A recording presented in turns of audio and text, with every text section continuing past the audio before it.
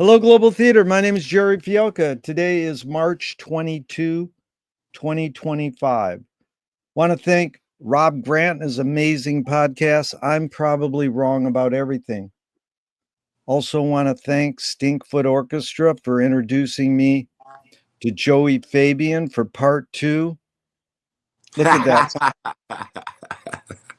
That's truly They get great. everywhere. We find them in all the cricks and crevices. Those chickens just get everywhere. Yeah, we're using a chicken to measure it today. Joey, it's so fun to review part 1. We did it in November 10th of last year, and we covered a lot of ground, and I'm ready to jump right into it. You know, being a musician, there's one element that I'm curious how you integrate. And before I overwhelm you with a million quotes about it, how do you know when not to play? How do you know when to integrate silence in playing? Especially a guy who grew up playing Yes and Rush and now Zappa. There's a lot of notes involved. What's Yeah. the what's the secret, or how do you navigate silence and not playing? Well, it's just I think when we talked about taste last time, it's got something to do with that. Just learning it's better without me. Yeah. And silence is actually a very important part of music, how things can work. When I teach, I will tell my students, play the rest, you know. And it means you have to respect it, and you have to I tell them to think of the rest as a note, but you just don't play it. You have to define it as clearly as a note. And you mean, so people know what you're meaning. The rest is when you're not playing. That is when you're laying out. Mm-hmm. Yeah. Yep. Yeah. Because that's Thelonious Monk said silence is the loudest sound in the universe. Oh, yeah. I remember hearing that before. Yeah. But I mean, you're almost implying there is no sound. I mean, that's a Bruce Hampton song. There is no sound. He sang those words to Love Supreme. Wow. Yeah. So, I've met him before. I'm from Atlanta, and I met him several times. He put me on the guest list for shows before. Yes, that is so cool. I knew him, not great, but I knew him. Yeah, because I've interviewed him twice with all these stupid questions. But here's another one. Oh wow, I'm gonna have to look those up. Yeah, wow. This is Thomas Carlyle. I'm curious your thoughts on this. Speech is of time, silence is of eternity.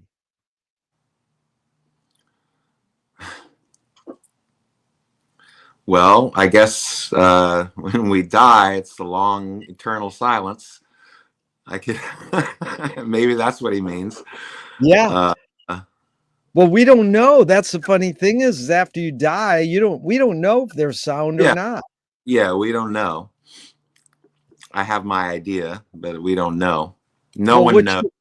Well, what's your idea? No one knows. I wish everyone appreciated the fact that no one knows. Yeah. But what's your guess or hunch? What happens to us after we die? I feel that consciousness is it's a process. It's something that's happening in our brains. And when we die, all the function in our brain stops. So consciousness stops. I don't think there's anything. I think that we're like everything else that evolved on this planet. We have a cycle and we die. Yeah. You mean your corporeal body dies? Yeah. Yes. And your conscious and the other. Yeah, I don't see them as disconnected. I don't think that. Yeah, it's all your body. It's your brain doing these things. And and as far as like when people talk about spirit, I don't even really know what they mean by that, other than the metaphorical, hey, team spirit or something like that. But I just don't think that I it doesn't make sense to me. And that's what happened Yeah. to me when I was like 13 or 14, because I was raised in a fairly religious household. And by the time I reached that age, it just had stopped making sense to me. Yeah. It just doesn't seem. And then you find out about all the other religions of the world and how they conflict their ideas of what happened, and you just realize that it's just man guessing, at what happens, Yeah. and wishful thinking, a lot of it too. Yeah. But this Ai Weiwei, the artist from China, he says, for me, silence is music. Hmm. How do you is silence different than music, or do you agree silence is music? Well, it's a part of music. I don't think that you could. I mean, well, John Cage attempted that Yeah. to make a whole piece of music out of silence. Although you can hear the piano lid lifting, I guess. Oh, well, you can hear People the coughing. the people in the room or the Yeah, air yeah, conditioning vents yeah. and everything. I mean, that's Hmm. all. Zappa did a cover of Silence for I a know. I've seen that. There's a John Cage tribute CD, yeah, and I but looked it at is it. I yeah, it thought, is funny to think that silence is music because Cage went in that chamber because he wanted to hear silence, and he could not hear. He had to hear two things: his blood circulating and his heart beating. You can yeah, never, but it's the relationship. If me and you get in a van and drive for 45 minutes outside of Venice to a desert, and then we walk for 15 minutes, I swear if we sit down on a rock, me and you would hear silence. But that's because the relationship of us hearing the car sound and then our feet on the sand is what we're hearing. yeah. If we stay there long enough, we'll start to hear things. Well, that's it. Because when I ride my bike in the morning, I swear I'm hearing silence. Like at Yeah, 6, I don't hear anything, but yeah, there is noise, but I'm not hearing yeah, it. yeah, yeah. But it's funny because did we talk about 4/4 time last time? Do you remember? I don't think so. Okay, good. Because I want to bring this one up too, because that is, you know, this guy I interviewed yesterday. You would love him, Willie Schwartz. He played accordion with Tom Waits, Oh and wow. he's played with everybody. And when I said speech is of time, silence is of eternity, he went into the whole phenomenon of time. And so I'm very curious, Joey. This is a new question I've just come up with, and I go on and on about it. But it's the basic question is, why is 4/4 time the most commonly used time signature in Western music? Now I'll just lay it out with this whole gobbledygook, and then you can tell me what you think. Besides being intuitive and easy, it might be because we're in sync with walking or marching or our heartbeat. But Beefheart varied from this 4/4 time. He called it the mama heartbeat.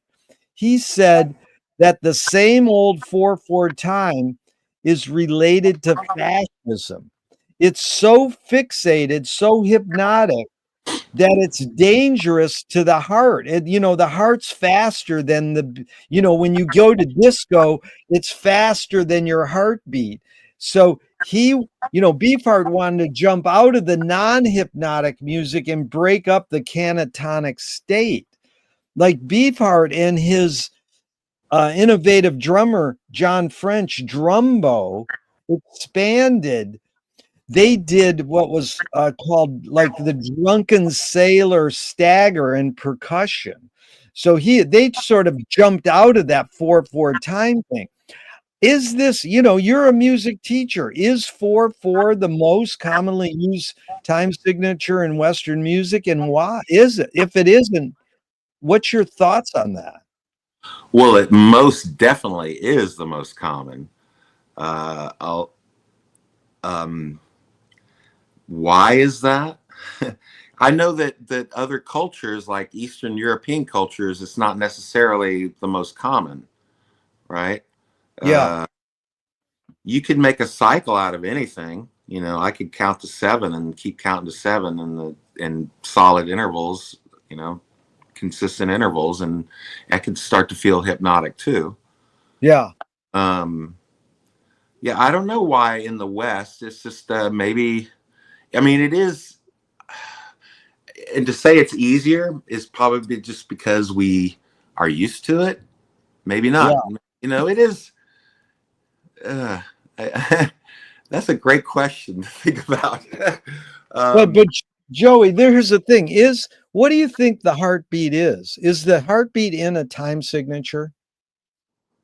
I don't think so. It's just a consistent. Well, you know, depending on what your activities are, it's just a pulse. It just keeps going. I don't feel like an accent every fourth heartbeat. You know what I mean?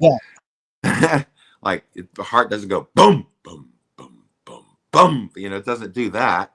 It's Right. just, you know, a consistent pump. A- So I don't And then think the heart's in 4/4. No. what do you think of marching or walking? Is that in 4/4 time or not? Yeah, I was thinking about that as you were asking the question, and I don't think so. I mean, I think, Yeah. like I said, you could count. You could count 1, 2, 1, 2. You could count 1, 2, 3. One. I mean, you're just walking, taking like the heart. You're just taking step after step, and Yeah. you're not going step 2, 3, 4, step 2. You know, you're just step, step, step, step, step, and however you want to count that. I mean, I used to be in this band with this guy who told me there's one song we did. It was in 5, and he came up with the riff, the main riff for the song, while he was walking his dog. So he was walking and hearing 5, I guess, that day. Wow. So I don't think so, because that implies a starting point, and I don't think that when I'm walking I'm stopping and restarting or have a accent, if you know what I mean, Yeah. on a step that I take. Um, That's funny because what you just said reminded me of, at the end of Frank's life, they go, "What guitarist do you like?" And he goes, "Alan Holdsworth."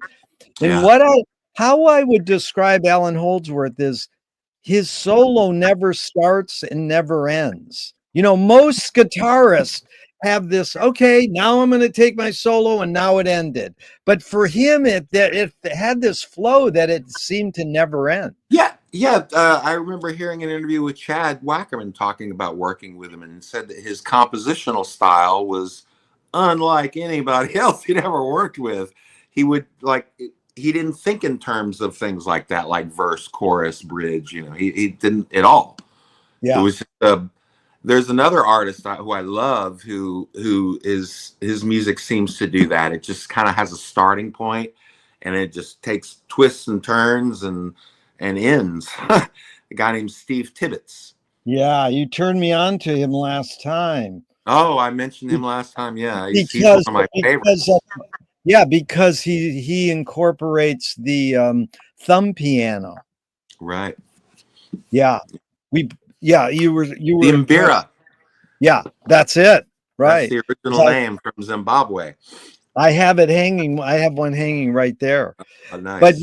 in closing out, just talking about silence and time, this is the master. George Clinton said funk is the absence of. So he's almost defining silence as an absence and Hmm. not, it's the space in between, you know. Well, you know, when I talk about things like rest to my students, I say that if you just heard music and it was just it's just constant, I mean, it would just be a noise. There Yeah. has to be a binary, a stop and like not a stop and start, but some sort of binary on off. You know, that's what a groove is like a back and forth. Yeah. Is that what's called dynamics?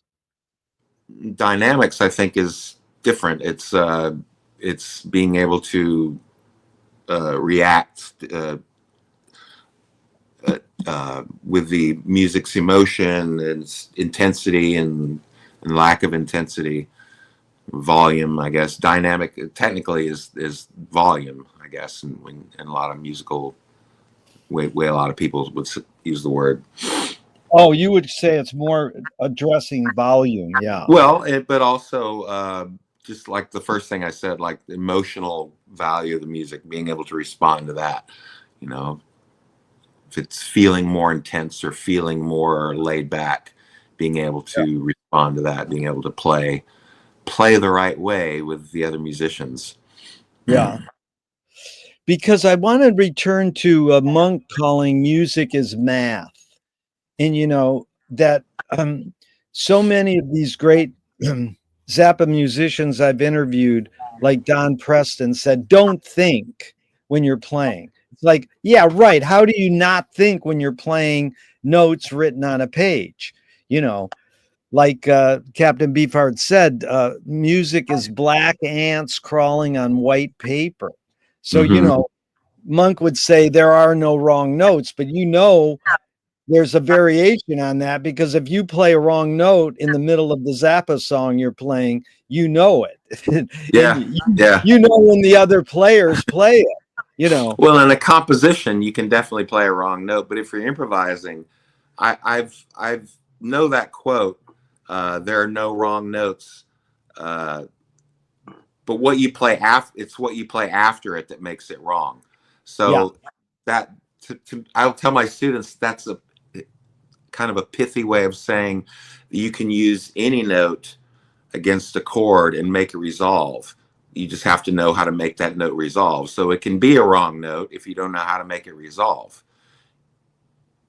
That's Herbie Hancock did a whole lecture on that when is what he learned from Miles Davis when he hit a wrong note when he was Yeah. very young. And He Miles turned made to it work. Miles. Yeah, Miles turned to him and says, "Yeah, we know we got to know how to blend that in." Yeah. But it's Yeah. this intersection of art and science that intrigues me because I mean, you even performed in some event. You can talk about it, science and skeptical event called Skeptics Jukebox. Yeah, So I that's the name of the project. It's called the Skeptics Jukebox after Carl Sagan's Skeptics Toolbox. yeah, I got involved with the local skeptic community here around 2011 or 2012. And I went to a Skeptics in the Pub meeting. And I thought, this is really cool. I met some really cool people who we thought alike, you know. And I just, what could I do to contribute to this community? What could I do? And I thought, well, I'm a musician. I could start figuring out songs to play. And so I started looking for songs that talked about that theme of scientific skepticism. And I have a few Frank songs in my Skeptic Jukebox set. what are those?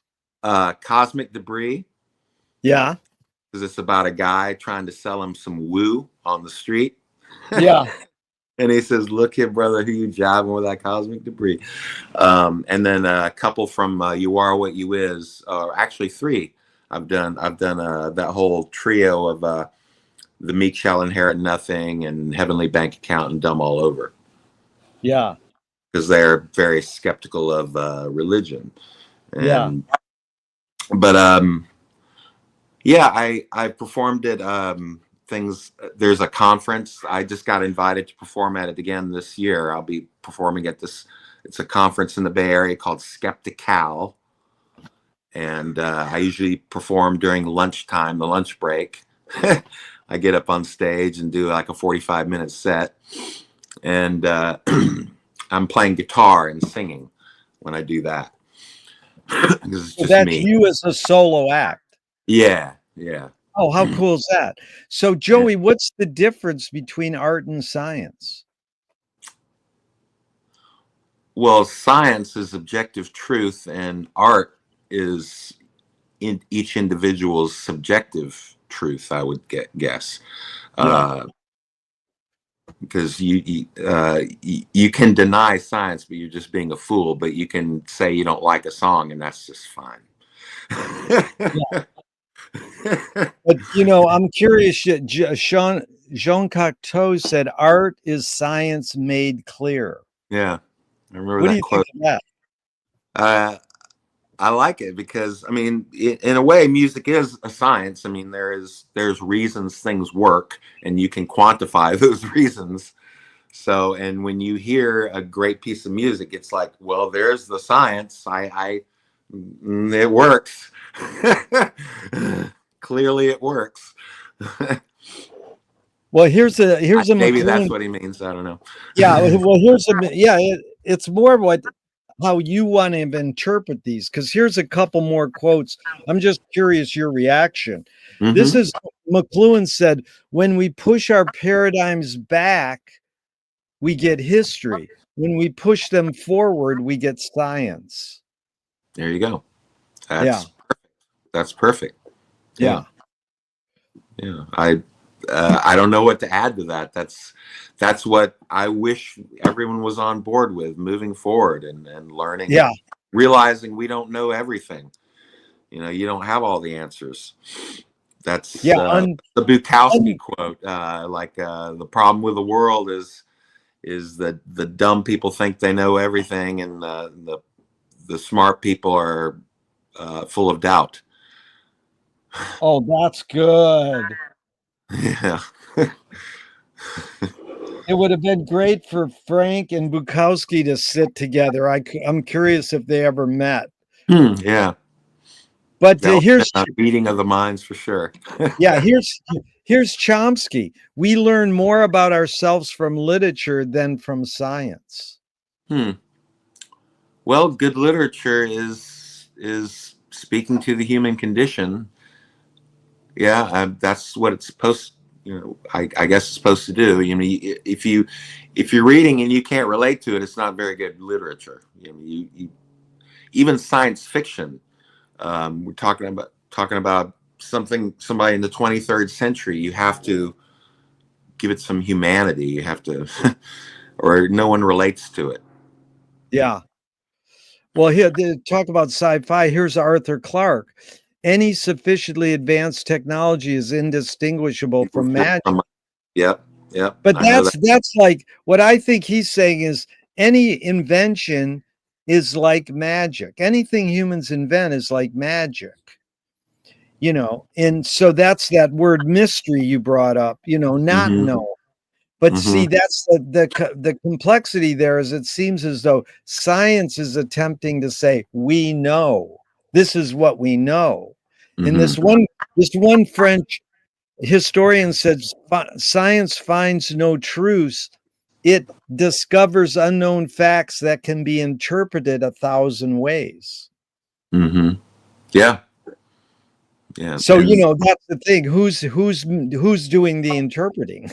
yeah, yeah. Well, a big problem today is we can't even agree on the facts. Yeah. You know, we can have different ideas about what they mean, but if we can't even agree on what the facts are, that's going to be a stumbling block to Yeah. progress. But I think the other quote, the indistinguishable, any sufficiently advanced culture is Technology. Yeah. technology is indistinguishable from magic. Uh, that what does that make me think of? It makes me. He's talking about. Well, I think he's talking about religion a little bit. He's. I don't know. I had a Well, thought. that's funny. I had a thought, and then it went away. Yeah, well, Because it'll come back, Joey. the other quote came in between, and then I had to think Yeah. about that too. So But I here's the lost my. funny thing, Joey. I'll probably come back because here's what I think's important about quotes is how we reword them or reinvent them. So Warren Ellis took the Arthur Clarke quote and said, "Any sufficiently advanced civilization is indistinguishable from its nature." Okay. And then Bruce Sterling, the science fiction writer, said any sufficiently advanced technology is indistinguishable from its garbage. Indistinguishable. Wow. Well, that makes sense that because if you really understand something, you should be able to break it down and put it in your own words. Yeah. So, yeah, that's what McLuhan said about James Joyce is he solved problems which science had not formulated as problems yet. Mm-hmm. And that's, Tony Conrad, who helped found Velvet Underground, great experimental violinist too. Tony said, artists break laws that aren't even invented yet. So Yeah. that's like, what about science finding truth? Shelby Foote said a fact is not a truth until you love it. A fact is not a I'm truth. curious your thoughts on that one, because a fact is not a truth until you love it. Huh. Until you love it. Well, I don't know if I agree with that. I mean, a fact is a fact, no matter what. Like I said earlier, even if you deny it, Yeah, it's still a fact. What does loving it have to do with it being truth? right. I mean, that's the funny thing. He's throwing a curveball there because people want to feel secure with what they're doing. That's why I like George Clinton so much. There's this new lecture on George Clinton on YouTube you've got to see. And the keyboardist for P-Funk gives it. He's a professor. And he says, George's band has been together longer than any band in the history of the world. It's 70 years old. The other two bands that are close there are Sun Ra and Count Basie, but both of those leaders are dead. Preservation Jazz Hall Band. They're up there too, but the founders are not there. Even true. Yeah. Five Blind Boys of Alabama, they're really old, but the founder, the original original members. Yeah. Mm-hmm. And George, he says, what kind of music do you like? He goes, I like the kind of music that pisses me off so I can figure out why it would piss me off. I mean, why would music piss you off? Music's innocent, right? But me and you go, I'm not going to listen to that. It sucks. But, there's something about music where we take almost a scientific approach. It goes, it's talking to me, but that music isn't talking to me. Right. Well, I know that I'm infected with the producer aspect of listening to music, where I can't hardly listen to music passively. I'm analyzing it as I'm listening. Yeah. Whether I realize it or not sometimes. Yeah. Because you know so much, and it's part of the art form, how they mixed it, all that. Mm-hmm. Yeah, I'm curious how it ended up sounding like that. Why what are the moving parts? Why is it doing this? Yeah. But Joe, you're involved in so many aspects of music, and I really appreciate it, and you're truly a performer as well, because I was most impressed when I first saw you do Muffin Man, and you kind of acted out. You were an actor in theatrical rock, and then you did Bertram Redneck with that stupid hat on, but you sang it. I've never seen any Zappa band play Bertram Redneck. Come on, that Lonesome Cowboy Bert, that was beautiful.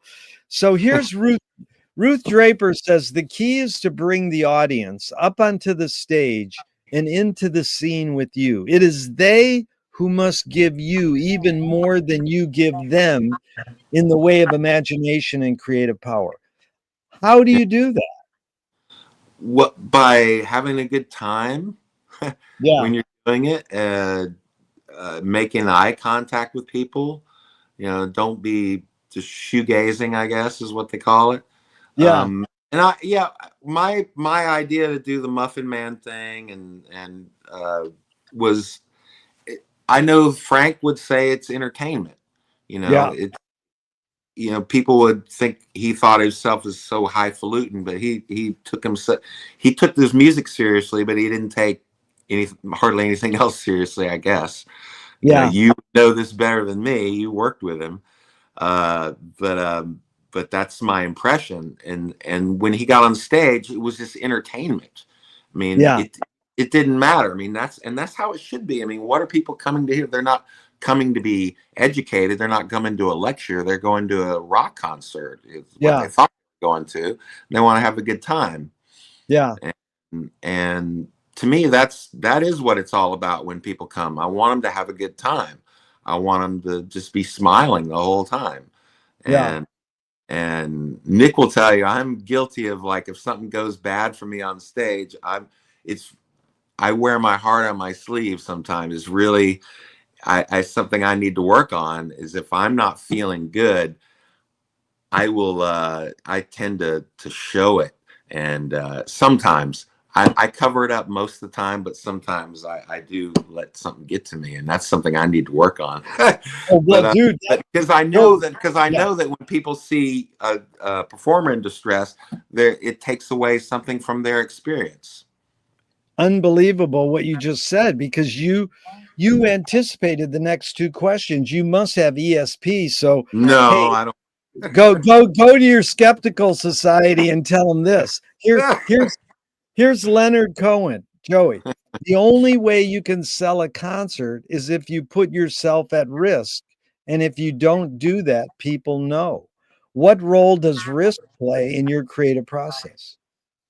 Oh, it's everything, right? You gotta just put it out there. You know, if you're trying to hold back, and it's yeah, it's like love, right? You can't tentatively love somebody, right? You have to just go for it, and you have to completely trust them. And yeah, you do, because it's just not worth it otherwise. If you don't, and I feel like it's worth it. If that trust gets broken, you get your heart broken. You know, that's what happens sometimes. But to perform, you have to just not care. And like when I sing Bertram, I don't give a shit. I'm just trying to be as dumb and and just have a good time with it. And if I look like the dumbest looking fucker you've ever seen, that's great. I don't care. Well, that seems like that's courage. What does courage mean to you now? Does that take courage to do that? Maybe, because I'm risking looking like a fool. I'm Yeah. risking I'm risking making a mistake in front of lots of people. Yeah. Uh, but like I said, like just like with love, it's not worth it otherwise. Yeah. You have to put it all out there. That's pretty heavy. Did you learn that from the way your parents raised you or on your own? I don't think I learned that from my parents. No. Yeah, I kind of went in a whole different direction from what I think they envisioned for me. Yeah. That what you said, Joey, there was amazing, because when I asked that Leonard Cohen question, I says, what role does risk play in your creative process? Most people say I integrate it, blah, blah, blah. The only person who ever challenged that was Napoleon Murphy Brock. And you know what he said when I asked him? He says, I leave risk in the dressing room. Hmm. And it's like, I think what you're saying is what most performers want. They want to show their humanity on stage. They want, like my wife Susie, she sung at Carnegie Hall. When she messes up on words, she'll literally slap herself, and that can be interpreted two ways. It can mean they're the audience takes that as endearing, that, oh, she's a human, she can fail. I paid bucks to see a professional give me a show, but she's failing in admitting it and not covering up. The other way is to cover it up, and they don't even know you made a mistake, and you just keep going. Mm-hmm. So Yeah, yeah. you saying I need to work on that's interesting, because that's almost like it might be better to show your heart on your sleeve, because then you're being human and people will respect you more as a performer. Oh, he's human. But it Yeah. is, at least you can articulate it. That's, I think, part of dealing with it, because here's the second one. Viola Spolin, this is the woman who invented comedy improv. So she's a social worker in Chicago doing role playing exercises. And she spawned Groundlings, Saturday Night Live, everything. But her quote is, if the audience cannot see your struggle to achieve something, they cannot root for you to achieve it. So Okay. what role does struggle have in your creative process? Well, I'm always trying to put myself in situations where I am gonna have to struggle, because I know that that's where I will improve. If I'm always gonna be in a comfortable situation, I'm not gonna improve. Yeah. If I wouldn't have done that, I wouldn't be able to play in this band that I'm playing in now. If I wouldn't have been doing that to myself for years. Yeah. Music's not easy to play. Yeah. But you made me think of something. I'm a big fan of Todd Rundgren, and he, years ago, I saw him in Atlanta, and he did this thing that I still remember as just being so cool, because he was just like letting it all hang out. And I'm almost literally, let me tell you what, his pants came unfastened in the front, his little outfit he was wearing. And he was talking about it, and he was standing right in the front of the stage, just messing with his zippers and his buttons down here, and talking about it the whole time. And it was so endearing, like you say, just it brought everybody into, like, he's a human being too. He has stupid things that happen to him, and he's just up here sharing it with us. And that was the thing when I used to go to, I've seen him more live more than anybody. Yeah. Just because he was more available than Frank. I didn't get to see Frank that many times, only twice. But I saw Todd 14 times. I've seen him. Yeah. And yeah, he's just I had this feeling when I used to go to the shows a long time ago, that everybody in the audience, we all love each other because we're all here because we all love Todd. Yeah. It was this vibe in the audience that I would not get any other shows. No, I've seen him several times, and I love him too. And I've interviewed several of his musicians on my podcast. You would love which ones? Oh, I can't remember all the names. I think his name's Brian. He's the orchestrator in the Ed Palermo band. Oh, okay. And then I think he plays guitar and keyboards with Todd. But it is amazing what Todd does, and he's still going. And to do 2 Zappa covers, he's done a couple Zappa covers. I did not know that. Yeah. Really? I'm a huge Todd Rundgren fan, and I've never heard him do a Zappa. You got to look him up. Yeah, you got to look him up. What? America Drinks and Camarillo Brillo as a spoof on Margot, a Trump dig. You got to see them both. I think they're both on YouTube. You've heard The Man with the Tinfoil Hat, right? That's a Todd song. Todd and the Steely Dan guy, Donald Fagen. Oh, really? Yeah, I should look. They did this song together, and it's a Trump dig. It's called "The Man with the Tinfoil Hat." He's coming down the escalator with a girl from east of here. Yeah, no, he's really really prolific, and I love him dearly. I got an earworm the other day. I heard "Love of a Common Man," and I couldn't. And I'm riding my bike all the time. That's one of my favorite Todd Rundgren songs. it starts going in my head, and I'm like, okay, I've heard it, get it out of there. But I say, oh no, I like it. So that's one of my favorite, probably in my top 5 or 6 Todd Rundgren songs. Yeah, I love well, you that. know about Ed Palermo does the big band versions of Zappa. You know about him? Oh yeah, I have a couple of the CDs. They do Todd too. Oh wow, I did not know that. Yeah, they do whole shows of Todd and Frank and blah blah. But here's Joey. Here's Ben Ratliff. He wrote a book on Bill Frisell.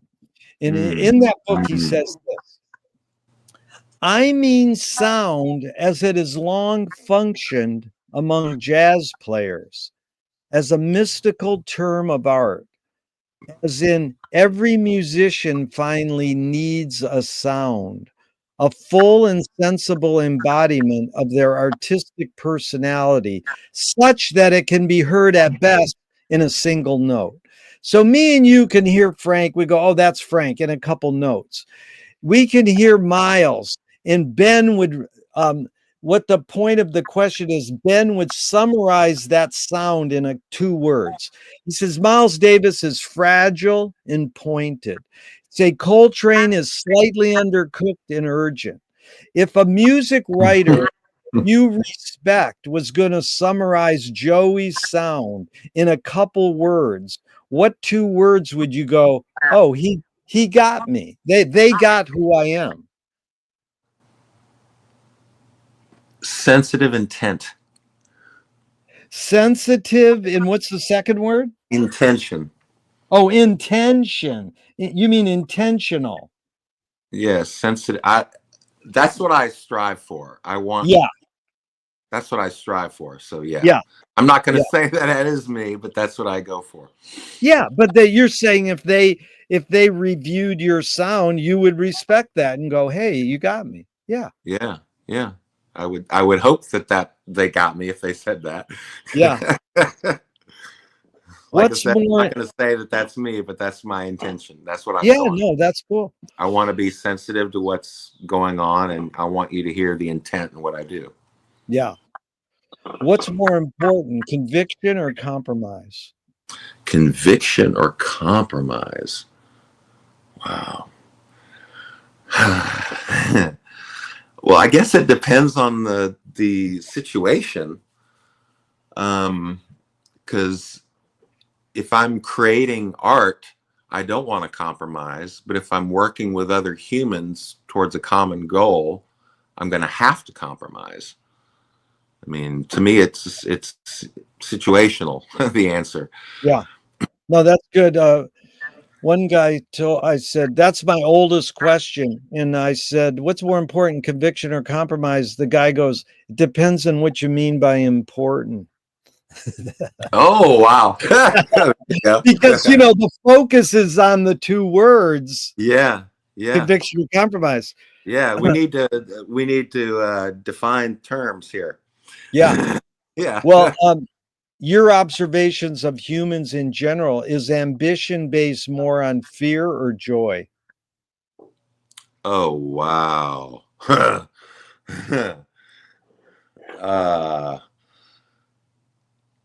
I'm going to say right now in the world, fear. Yeah. Yeah. That's what I see most of the world now. It's because it's not just here. It's not that it's just here. There's conservative revolution happening in the world, it seems. Yeah. And that kind of thinking to me is based on fear. It's based on ignorance.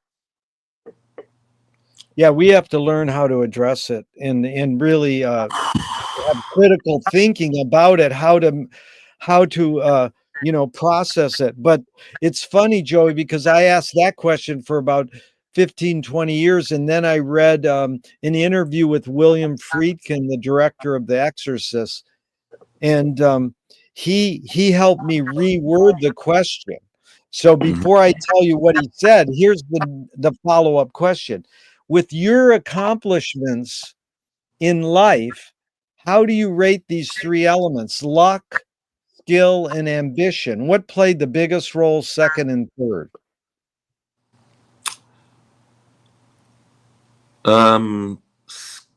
I'd say skill then luck. And then, yeah, well, only one place for the last one. Yeah. See, Yeah. that's great because I think people are usually scared to say skill first. And I'm like, why? Because they want to be humble, but skill has got you where you've gone. Luck Yeah, is like the more you practice, the luckier you get. And exactly. Yeah, it was that a Norwegian downhill skier. I think that quote comes from. I Or got it from Gerry Player, the golfer. oh, okay, I think it may be a little different version. I think it was some Norwegian downhill skier. So I Yeah. noticed the more I think it was a little different. I think he says, "I noticed the more I practice, the luckier I get." Yeah. No, it's very true. And what Friedkin said, Because there's is another very, quote. I'm sorry. There was this another quote that comes to mind. It's uh um chance favors the prepared mind. oh yeah, that's a great one. Yeah, so like when this audition for Stinkfoot came up, if I wouldn't have been prepared for it, the Yeah. luck of getting the audition wouldn't have done shit for me. Yeah. No, I think Nick knew you were the new bass player before you even auditioned. You were like Vinny. You were like Vinny. Well, you didn't say it, but Vinny went into Sting's audition and went up and goes, "I'm your next drummer."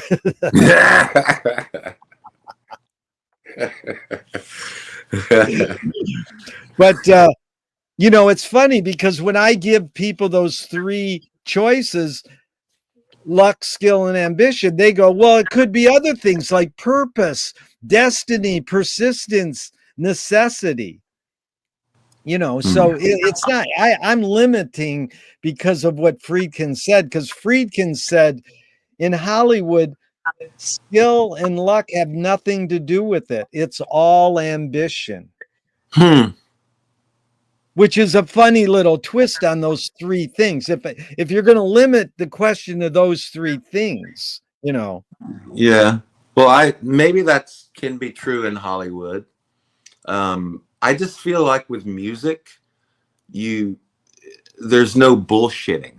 Yeah. You can either do it or you can't. I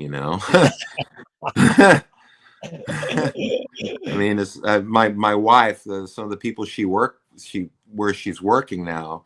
Some of the people there are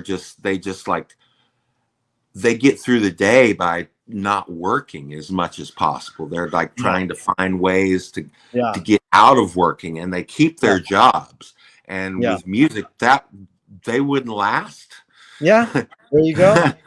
Yeah, they wouldn't last. No, I'm sorry, you're done. Well, that's the most watched TED Talk ever is Fake It to Make It. Okay, I've not watched that one, so I need to get on board. I'm not recommending it, but it is okay. I'm just saying this is it's not been my style. So yeah. T.S. Eliot said poetry's outing your inner dialogue. What language is your inner dialogue in? English. It's more like metaphorical. What form is your inner consciousness in? What form is my what? My inner consciousness in? What form is my inner consciousness in? Wow, I don't know if I like when you have some voice inside your head, does it take other forms than just of English language? Oh, well, sure. There's impressions and visions and memories. Yeah. But I don't ever feel like it's something else than just my brain doing what it's doing. Yeah. What do you think the motive of the cave artist was? The cave dancers and the cave musicians. What was their motive? Their motive. Just an innate desire to express humanity. I mean, that's what like me wanting to play music. It's the same thing. It's not like the joke about, you want to get girls, so you start playing guitar. It's like, I don't think so. I mean, because my interest in music started way before my interest in girls. Wow, that's good to admit, Joey. It's probably why you're such a healthy musician. You got a great wife. So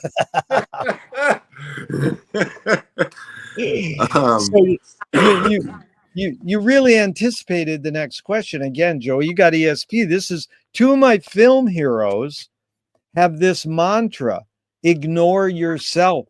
Jonas Mika says there is no self-expression, and Cecil Taylor, who was listed in Freak Out, the great jazz pianist, said, I'm just a vehicle and this stuff just comes through me. You So broke up. I'm just what? He said, I'm just what? yeah, Cecil Taylor says, I'm just a vehicle, Oh, a vehicle.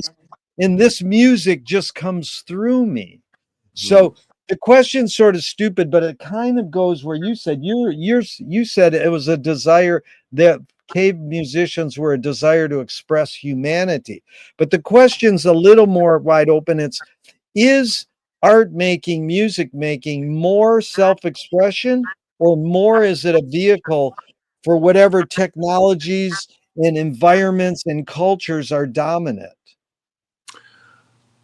Well, I think it's self-expression, but our expression is influenced by our environment. Yeah. Yeah, so I think it can only be a self. When people say it's coming through them, I think that what is actually happening is that they're just they're letting go of thinking about music, and all the years of practicing arpeggios and scales and phrases and things.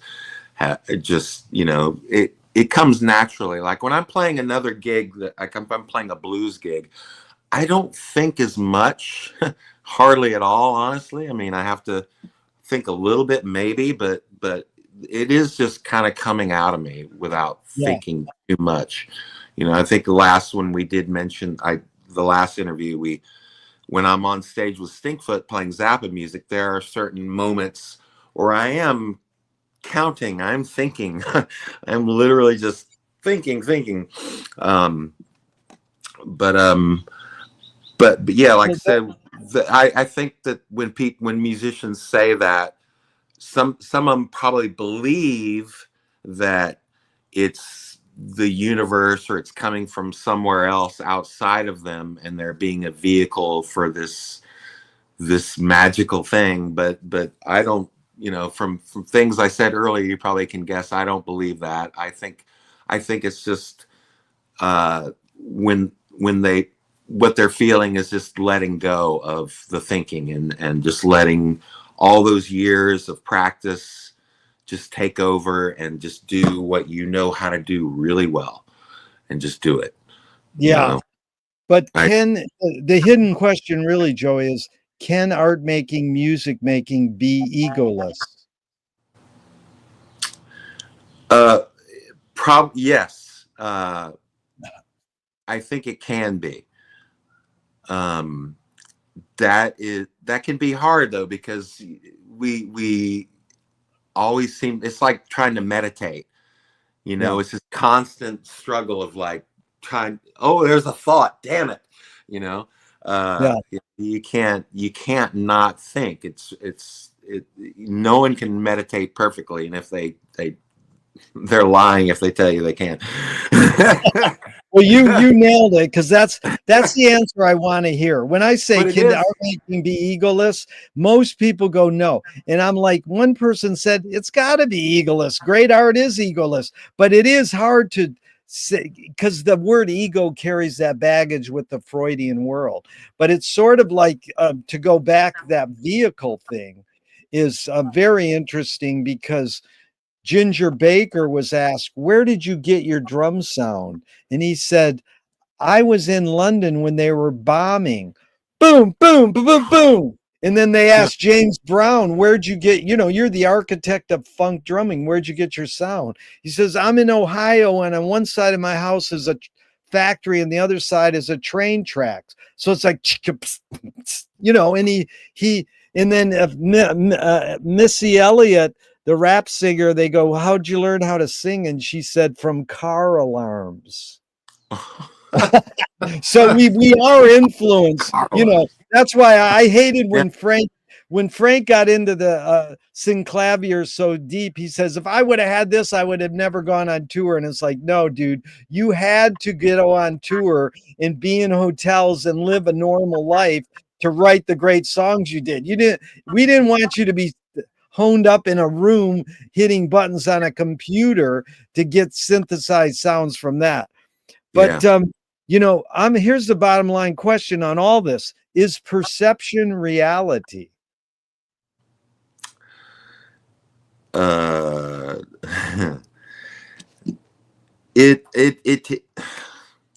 Well, our brain plays tricks on us.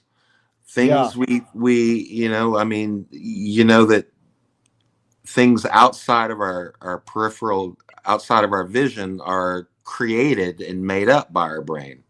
Yeah. So it is.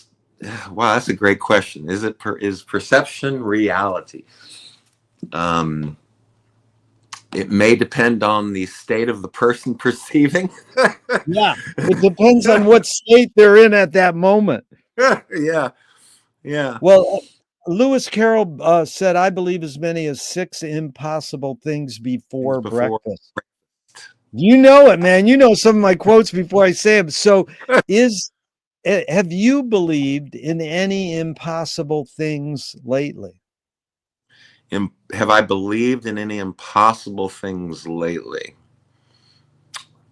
I believe that we would not have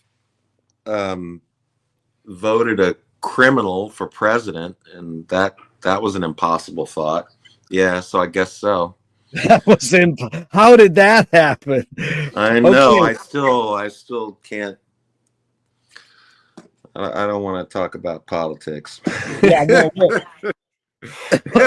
That is fine. But that's an impossible thought I had. It's like, there's no way this country is going to actually elect a criminal for president, but we did. Yeah. But it is now, what do we do? That's the thing. I mean, AOC and Bernie are saying, okay, let's do something. Don't just sit there and wait until they collapse. Do something. So, I don't agree with the people who say let them implode, let them do it to themselves. No, they're going to do a lot of damage before that happens. Yep. We have to be and I struggle with it because I wanted to kind of check out after November 6th. I didn't want to know. I just it was so depressing and disheartening, the whole thing. But you can't. If you really care, you can't check out. Yeah. It's good. But let me interject one. I know you said you don't want to talk politics, but Utah Phillips. Okay. It's okay. You can talk about whatever you want. Yeah, but Utah Phillips is a great folk singer and labor activist. He said, anarchy is making rules for yourself and not other people. Who's entitled to make the rules? Well, I'm of the mind that you should be able to do anything with your life as long as it doesn't mess with someone else's life. Yeah. You should be able to make the rules for your own life. You know, swing your fists as long as it's not hitting someone else. Yeah. You know, there's a Frank quote. I think it's a Frank quote, something like, the most important thing you can do with your life is not mess with someone else's life. Yeah. But that's perfect to lead into, because the etymology breakdown on the word freedom means giving oneself one's own laws. What does freedom mean to you now? It means that, like being able to do what I want to do when I want to. You know, that's all it is. You know, and if you don't have that, you don't have total freedom. Yeah. I don't know if any of us have total freedom. You know, we all have responsibilities and things we have to, you know, or our life will just fall apart. Well, what's the difference between rights and responsibilities? Rights and responsibilities. What's the difference between rights and this seems like it should be a very easy answer. Well, responsibilities are, well, they can be subjective, I guess. You can have a idea about what your responsibilities are that don't necessarily jive with the good of the world. To me, a responsibility is well, it's what's the difference between rights and boy, I'm not answering this question very well. What's the difference between rights and responsibilities? Well, responsibilities are things that you own, and rights are things that we own collectively. Yeah. Joey, tell me one major element of your creativeness that stayed the same and one major element that's changed in the years you've been being creative.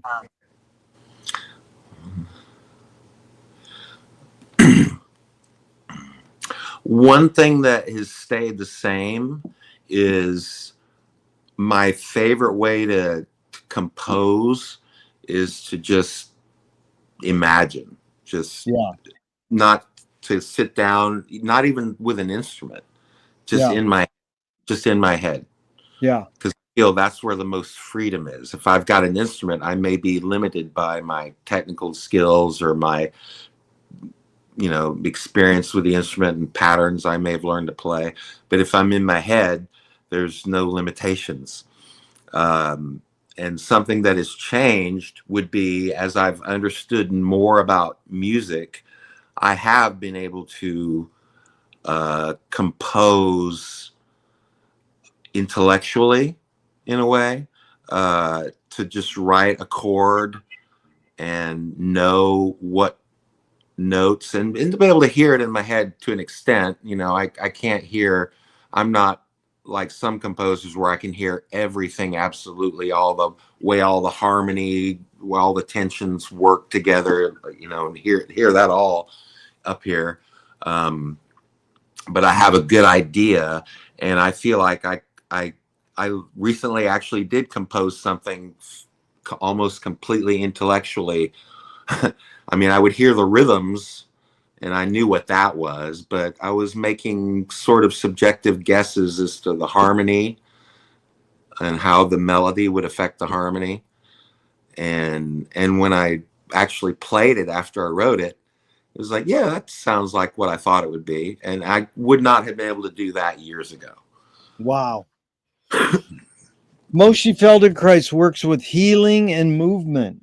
He says it's literally possible to identify a weakness and incorporate it to become a strength rather than we're normally taught to overcome a weakness. Tell me a weakness you turned into a strength.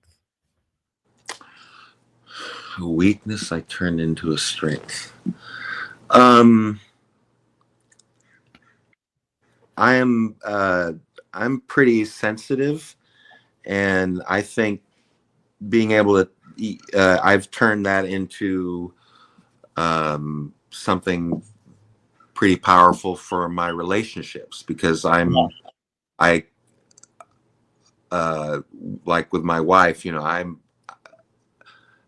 I will be completely honest and just and it helps our relationship. And I used to think of it as weakness, because I could, like, and I'm still, as I get older too, I find that I'm even more sensitive. Like, I can have a thought, like hear a beautiful story about something that happened, and I'll get teary, and I don't think when I was younger it would have necessarily happened to me. I might have felt positively about it, but maybe not to the depths that I do now. But I open up to her, and that makes our relationship stronger.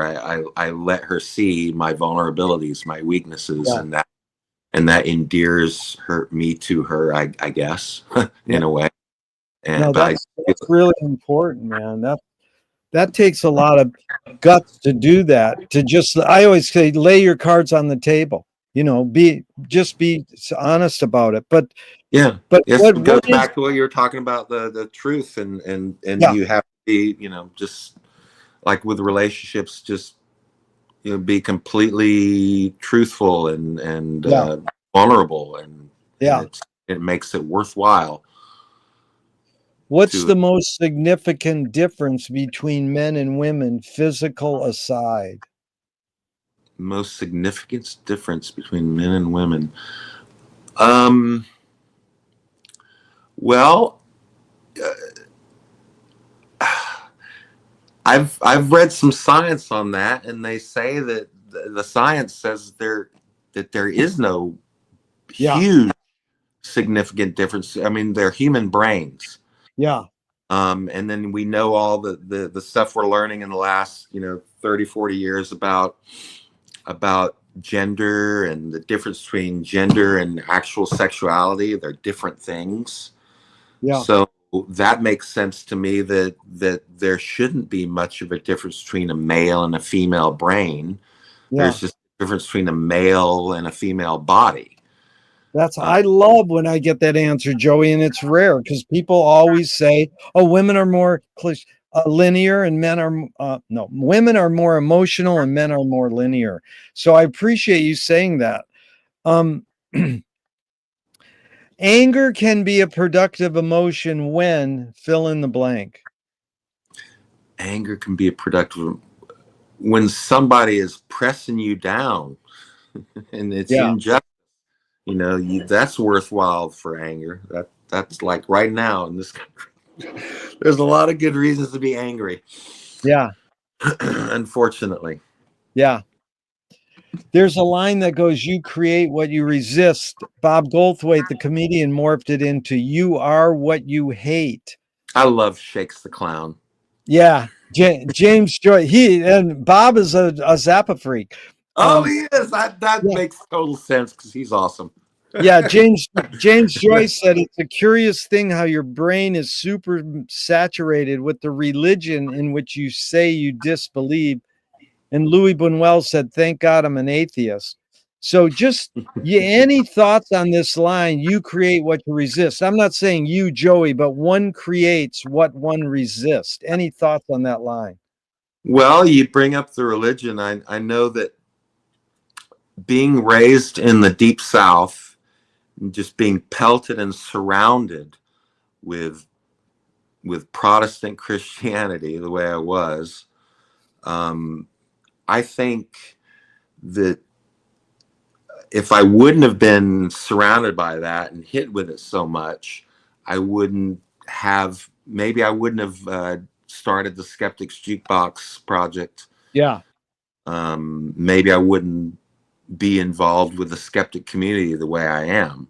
yeah, Um, if it hadn't had an effect on my life the way it yeah. did, because yeah, the it's different living in the deep South than San No, Francisco it's area. it is interesting. It goes into this question about how you've pursued being an educator as well as an entertainer. You're both, and you're a teacher. And McLuhan said in 1957 that it's misleading to suppose there's any difference between education and entertainment. However, it's always been true that whatever pleases teaches more effectively. So Mm-hmm. it's funny because most people agree, and one guy recently said, "No, whatever displeases teaches more effectively." Like that, the idea of discipline. So Right. maybe you could just talk about the difference between education and entertainment, being an educator and an entertainer. Huh. Well, I know that you have to. Well, let me say this first. When I'm teaching, a lot of times I know that I'll do we got to learn these chord tones and this what does an A7 chord mean and all this stuff, and then I know that I learned a lot from just learning songs that I loved. And so I will remember that with my students. And if they want to learn a song, I won't just say, you got to learn this song. If it's something they don't like, I will try to find stuff that relates to them. I also will try to expose them to different things, maybe that they didn't know they might like. But I know that a lot of times that I will definitely try to give them something that they like, because I know that they'll go home and they'll practice this. They'll work on this because they like it. You know, like you said, that it pleases you. So they will get into that more than something that they just don't care about. Yeah. But by the same token, to improve, you have to kind of force yourself to do things that aren't necessarily fun. Well, I mean, that's all your subjective attitude about it too, because I will practice things that other people might not think are very fun, and I will do it joyfully for hours. I just enjoy the skill building aspect of practicing, even if it's not just playing a song. You know, if I'm just working on just playing arpeggios up and down the neck or something, that to me is fun too. And that's not music, it's musical information maybe, but it's not put into a musical form. But it's things you need to do to be able to play music well. And I know this, and so I enjoy doing those things too. And other people I know, from teaching, other people cannot find joy in those things, and so they don't improve, and they ultimately stop playing. So I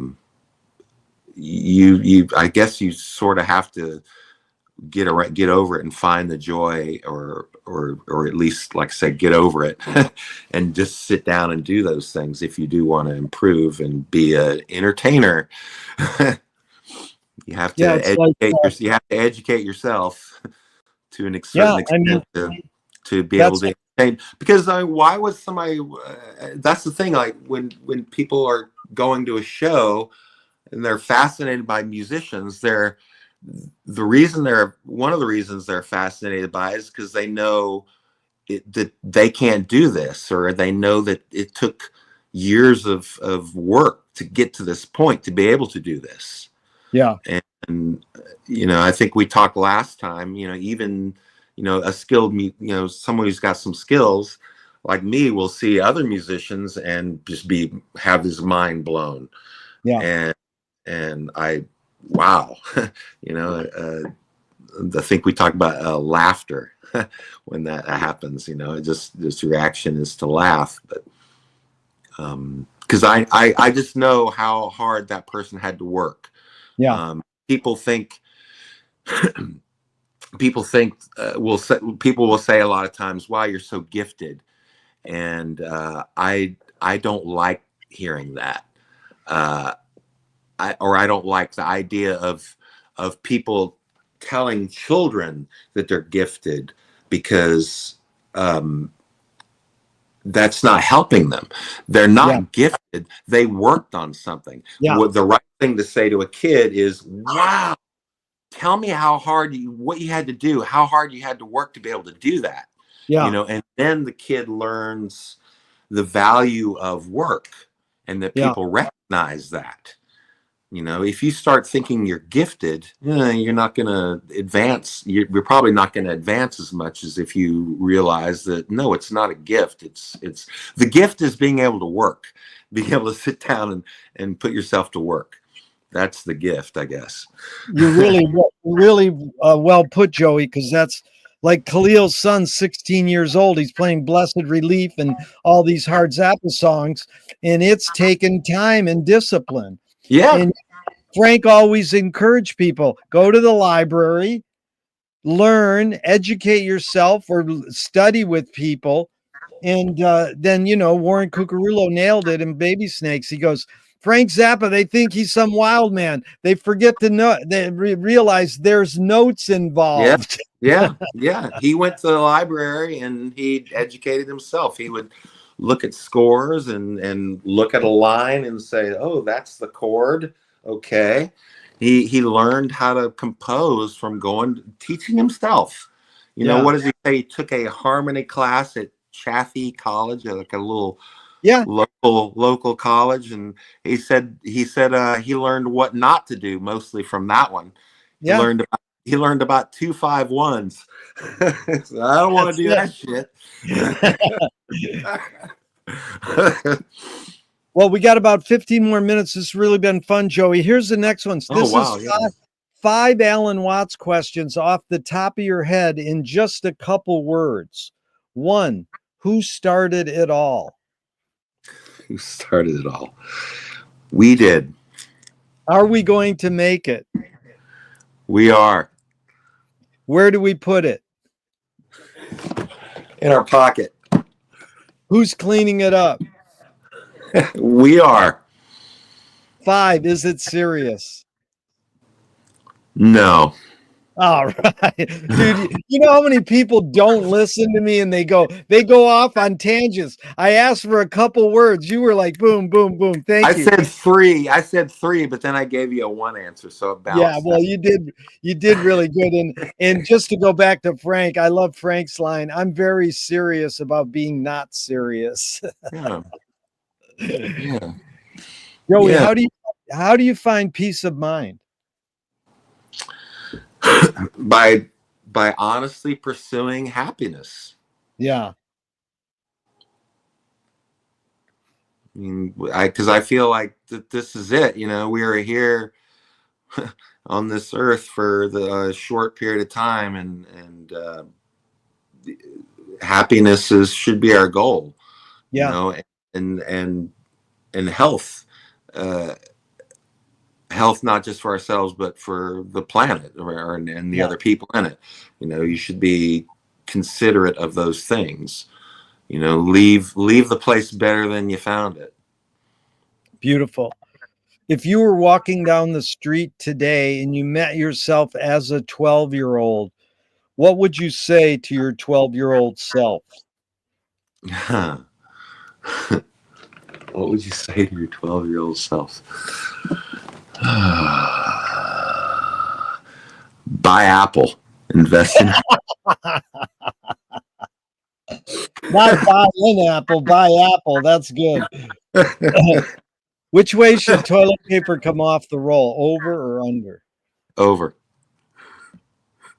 If a publisher was to release... That's the patent. That's what the patent says. Dude, I know that. I usually say that. My friend has the patent and a Xerox of it next to his toilet paper. But there are 80% of people say over. The 20% who say under have their reasons. Okay. If a publisher was to release your autobiography off the top of your head, what would the title be? Wow, off the top of my head, boy. Here's Joey. All right. They want to scent glue. They want to scent the glue in the binding of your autobiography. What smell? Vanilla. Oh, nice. If a statue was built in your honor, where would you want it displayed and what would it be made of? Where would I want it displayed? Wow. I don't know if I have enough ego to even answer that question. I said, where would I want it displayed? In my bedroom and made out of vanilla bean. How about that? Oh, that is good, Joey. Tell me something good. That was really good. Tell me something good you never had and you never want. Something good that I never had and I never want. Oh, wow. Something good that I never had and I never want. Oh my God. Something good that I never had and I never want. That's a hard question. Because everything I think of good, I think I want. Something good that I never had, I never want. Man, that one's stumping me.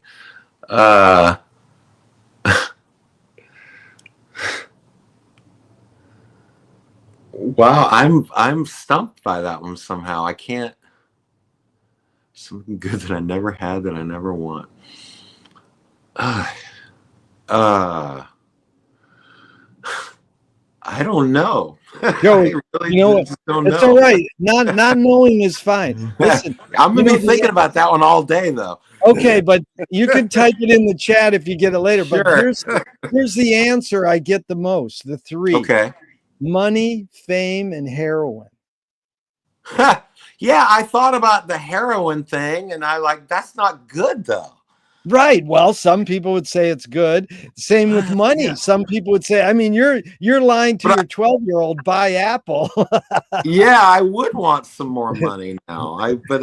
I would want some more money. No problem. Thank you. And then fame is like, something some people want, Oh, you know what? That may be my answer actually. Yeah. Because I've said this out loud before. If I would have made it when I was younger, I might be dead by now. Yeah. Because I was too dumb when I was younger to deal with it. So that may actually have been my answer. It was be fame. Yeah. Well, here's the follow-up you'll love.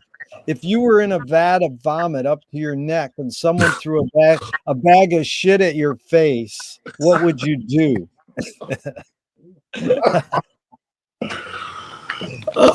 Thank you. Yeah, thank you. That's of all the questions of these, I would love to have asked Frank Zappa.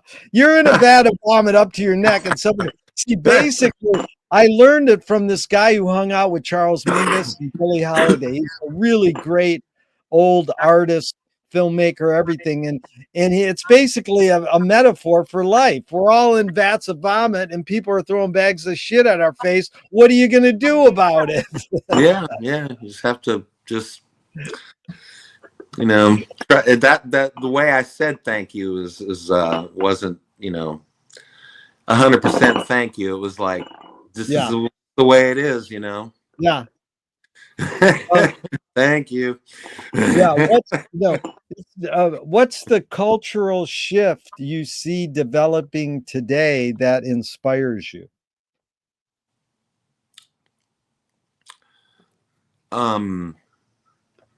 Acceptance of others. Yeah. People who aren't like them. I mean, it's not happening across the board, obviously, but it has happened more to a greater extent now than I think it ever has. That people just accept and understand, not just accept, but also understand that there are differences in others and why there are.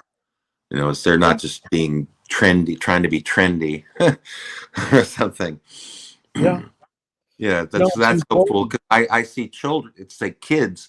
It's just natural for them to just of course they're gay, whatever. This person's something else. Of course, we're all different, dude. We are. Yeah. It's just natural. When we find out that we've discovered over 100 animal species that exhibit, say, homosexual behavior. It's like, of course, it's just natural. It's the answer I get the most, and it's encouraging, acceptance of others and their differences. What's a question that remains unresolved for you? When I was in my 30s, there was a period in my 30s when I would wake up and be in anxiety over the fact that I knew that I was never going to know the answer to this question. And that is, where did everything come from? Wow. Just was there ever a time when there was absolutely nothing? What does that even mean? Yeah. And, is our universe it? more than our universe? And if there is, we would never be able to discover it or interact with it. If there's more than our universe, if there's multiple universes, I mean, as far as I know, there would never be a way to interact or find out about it. Yeah, so those kind of questions would just really just bug me, because I would love to know where did everything come from? Why is there stuff? Why is there anything? Yeah, it's a great question, Joey, and It's the biggest question I can think of. No, it's really cool because it evokes two great Zappa things too. One of my favorite Zappa songs is "I Come From Nowhere," because it is like Roy Estrada singing the most obnoxious Pachuco, vocal for these amazing lyrics. But then Frank plays that guitar solo, and it's like, whoa, and it just like steps back. But the other one I probably told you, but it's worth repeating. As Frank was dying and Captain Beefheart they were both kind of on their way out. They were talking on the phone, and they had both watched the PBS documentary on the Big Bang Theory. And Frank says to Don, what do you think came before the Big Bang? And Don said, the big. The big.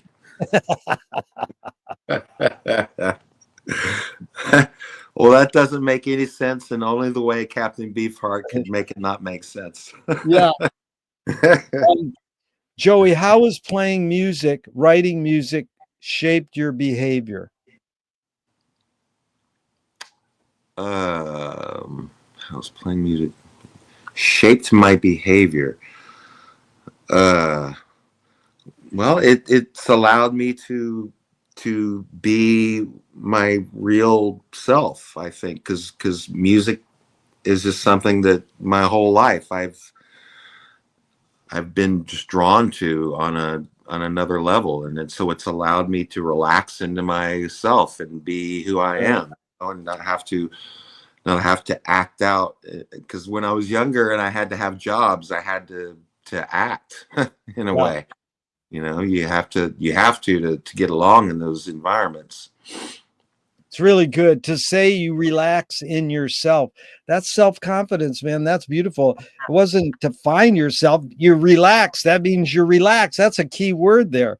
So this is a couple more and we're out of here. This is not Billy Wilder, Thornton Wilder in 1928.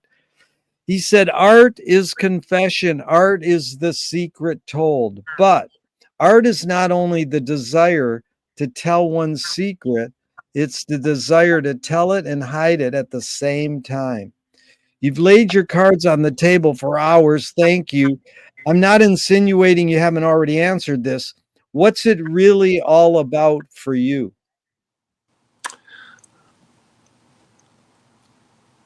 What's it really? Just expression and love, just I when I create something, I also want to hear it. I want to experience it. Yeah, that's what that's all about, is the love of it. And yeah, the vulnerability of writing is something that, again, is satisfying, that you can just be open, because when I write stuff, I'm not really thinking about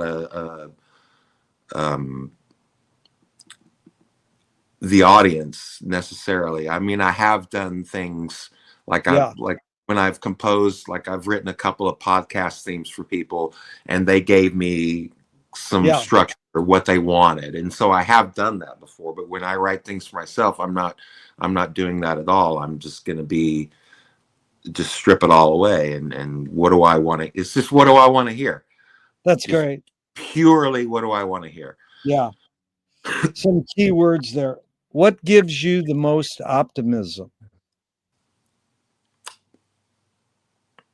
What we talked about earlier, I think, seeing that the younger generations don't have the hang-ups that the older ones the people our age seem to Yeah. have. The old geezers. Yeah. Yeah. So You have the old geezers hang-ups. But that's funny. Most people say what gives you the most optimism is youth. Now, the first question I asked you in part one was, what's the best thing for a human being? Wilhelm Reich said the best thing for a human being is another human being. And the last question I asked is what they asked Groucho Marx at the end of his life. What gives you the most optimism? And he said, other people. Well, I got to tell you, it's sure been fun spending this time with another person, especially because it was you, Joey. Thank you so much for your time and energy, you're and welcome. My all pleasure. all your great music, man. Keep doing Bertram Redneck and all the other great songs you do. I look forward to the next moment that Stinkfoot Orchestra invades Southern Cal. Thank you so much. I will see you soon, sir. Yeah. Okay, Yeah. I'm going to hit the end. My wife says say hi to you. Oh, well, the greeting is back. And even though I'm going to hit the end broadcast button, I hope this never ends and we can keep talking forever and ever. Right on. Thank you, Gerry. Thanks, Joey.